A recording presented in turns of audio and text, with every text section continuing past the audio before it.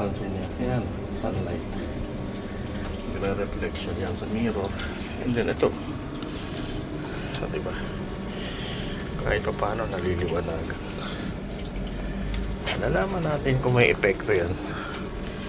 Makakatulong sa halaman ng reflected sunlight para sa ating future plants sa vertical farming. Diba? We will see. Magandang umaga, magandang Sabado ng umaga. Ito ulit tayo sa balkon farming UAE. Yung ating kangkong nagbunga na ulit, nag-seed pods. Dami, hitik na hitik. Mga bulaklak pa. Marami na naman tayo makukolekt na seeds. Nagpapasibol tayo, din tayo ng mga sibuyas na gumulang na sa shelf. Ayan, para sa spring onion, dahon. Siyempre meron pa rin tayong pinya. Ayan. Maganda na sila. At meron tayong bago. Ito, pinya ay mais. Purple sweet corn yung seeds na yan. Tapos sinasalitan natin ang companion planting ng sili. Siling pansigang yan. Yun ang unang batch ng mais. Ay, tumataas na. Ang ating si okra. Ayan, marami tayong harvest dito. Nagsanga-sanga na kaya nung una pa isa-isa lang harvest eh. Nung nagsanga na, ayan, nakakadalawa tatlo na tayo. Pero hindi na kasing lalaki nung una. Is lang yan.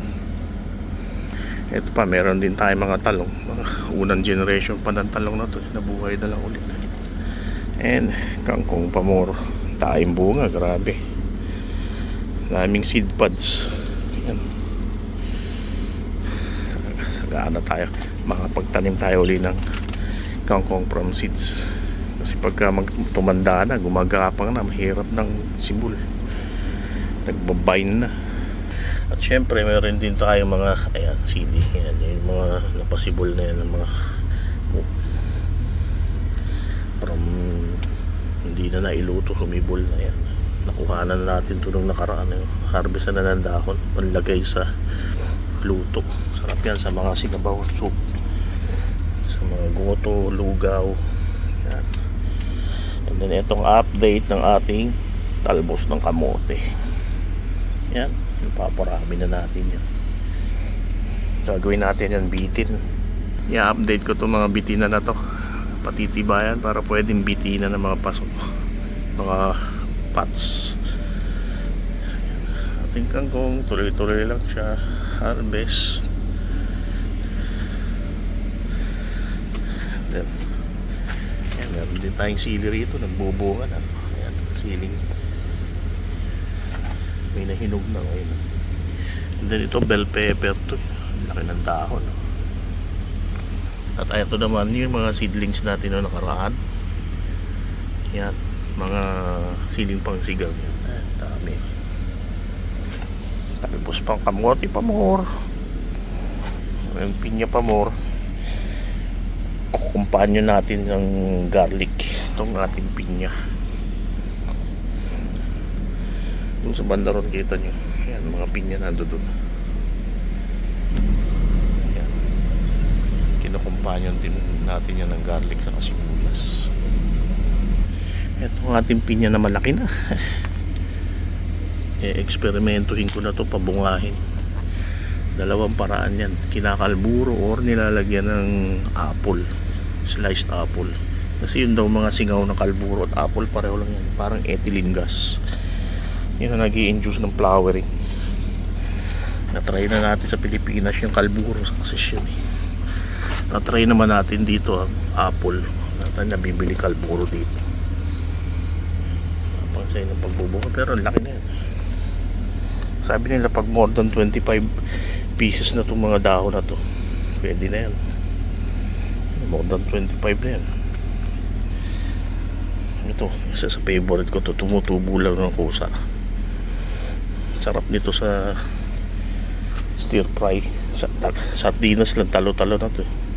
Anong tawag dito? Colitis. Purple ang sanga. Sa Pilipinas meron din ito green ang sanga. Ayan, pinya pamor. sili pa mo doon, and dito meron tayong seedlings ng tomato.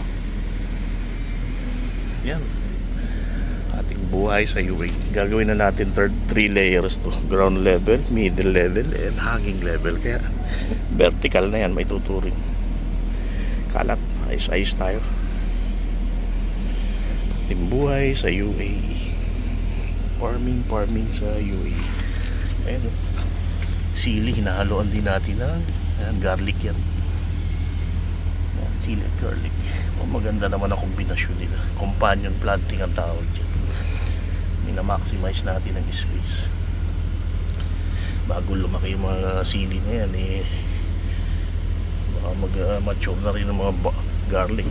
Ilang sili. Ay atin po ang sili.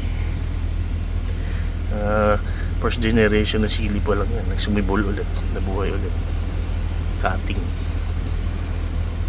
ratuning na tinatawag, diba?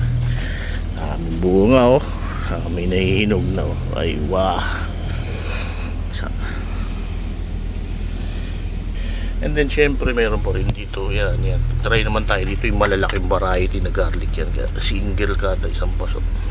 Then syempre ang ating gabi, sarap dito sa laing, malambot, hindi makati, tangkay at dahon. Ating buhay sa UAE. Yan ang ating balcony planter under renovation, modification. And dito tayo sa second level. Kikita niyan yan ating mga pinya sa half gallon, half container ng mineral water container. Yan, yun yun. Minimix natin companion planting ng garlic. Majority rito garlic, yung iba hindi ko pa nalalagyan. And then dito, yun, ang ating papaya. Yan, may isa pa. Ito ang ating papaya pa mo. Yan, bali 3 papaya. Yung ating mapapabunga tayong papaya. Yan, pansin nyo rito, madilim na side to. Nasa likod na side ng pader. Ang araw nandun, kabilang side. Pero mag-experiment tayo ngayon. Tingnan nyo. Yan, may liwanag. Sa galing ng liwanag yan. Tuon. Nag-experiment tayo ng salamin. Tingnan natin kung uubra ang reflected sunlight. Kung maganda sa halaman. Ang nandito dito ay seedling ng mais. Ayan lang. Yan. Meron tayong long-term purpose para sa experiment. Matakto yung araw, ano rin yung reflection kumagalaw. Kanina nandoon yan, banda ron yung sinistart ko, tapos nga pupunta rin. Mamaya tingin ko nandito na yan, nandito rito, at least maarawan dito ang tanlad kahit pa paano. Kaya malaki nila, mas malaking hero. May reflection, liit lang. Kung baka nakarangan ng tabla, better than nothing. We will see.